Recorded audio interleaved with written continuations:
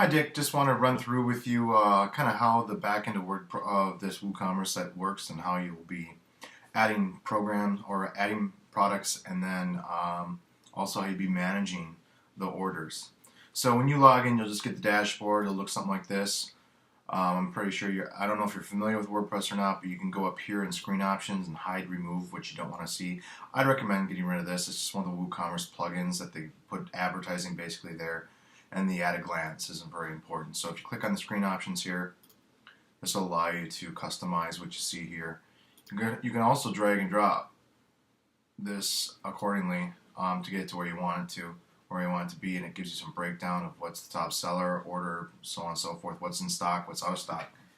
So just to touch base, let's look at how to add a product right now. If you come down here to products, you're going to notice right here there's a products. You can click on this, and this will take you to all the products. Now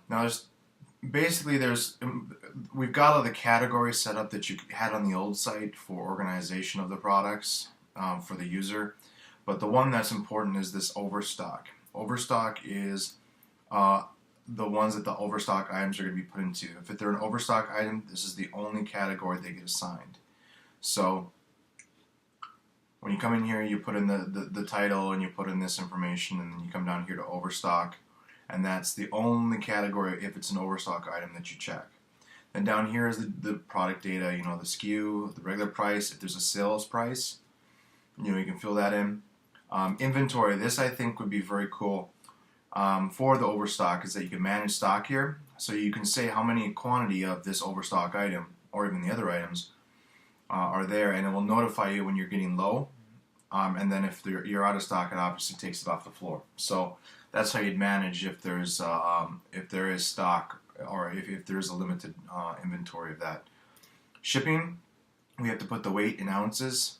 And then the dimensions are basically depth by width by height. So that's pretty much the basics. This is just the product information.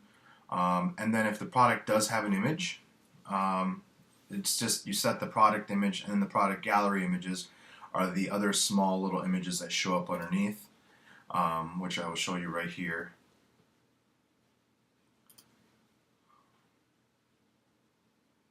So when you're in here, these are gallery images, and this is the product image. So just to give you a visual of where those end up. So there's that. Now back to kind of managing the product, or managing the orders and such. Come over here to WooCommerce again, to the WooCommerce option. You go to orders. It tells you how many, I believe, pending orders you have which haven't been processed. Here you can view the order. If you click on that, you'll view the actual order and what it looks like, what all was done here, any details, what they ordered, so on and so forth. And then if they had any pending notes, etc. And it's currently processing, which just means it's completed. And then the shipping, what they chose, etc. So I do believe we've got to add some taxes. And if that's the case, it's going to be relatively simple. But just for starters, so there's that. Let's go back to the orders really quick.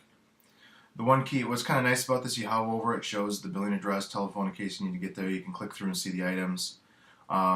But basically, once you get this done, you have to go and make sure you check it off as completed. That will help you recognize that it's been completed, as well as tell the system that there's no new orders. It'll help you identify what's there. I believe I'm holding move to trash. So there's that, and that's pretty much it that I believe you're going to need. There's two different views here. You can see a more in-depth view and a less in-depth view. But that should be it. Now I believe the taxes. I'm going to go in here and change the taxes while we're here, just because there must be tax. Enable taxes. Tax customer shipping address. There you go. Shop base address shipping tax based on cart items. I don't know what that means. So, okay. Well, at least it's there. Standard rates. Let's see here. Okay, that's standard class.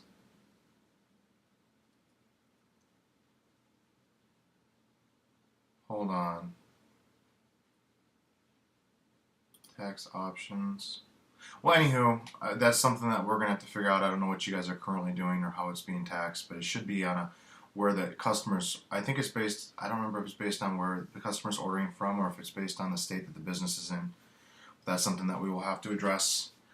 I am assuming that you are charging tax right now. So, other than that, hopefully that ends. That this is informative enough, and I did put it as a video, so you'll be able to watch it multiple times because I did speak fast and I do tend to ramble on. So, other than that, I'll talk to you when I get back.